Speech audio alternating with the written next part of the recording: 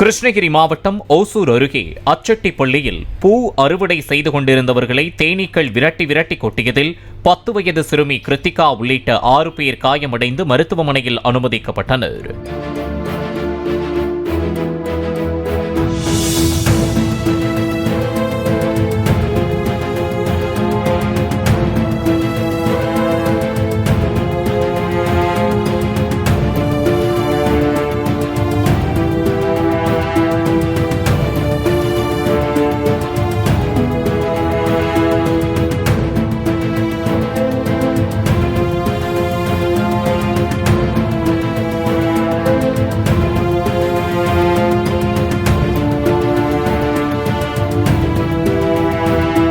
Play store மற்றும் app ஸ்டோரில் இருந்து பாலிமர் செயலியை QR கோடு மூலம் பதிவிறக்கம் செய்யுங்கள்.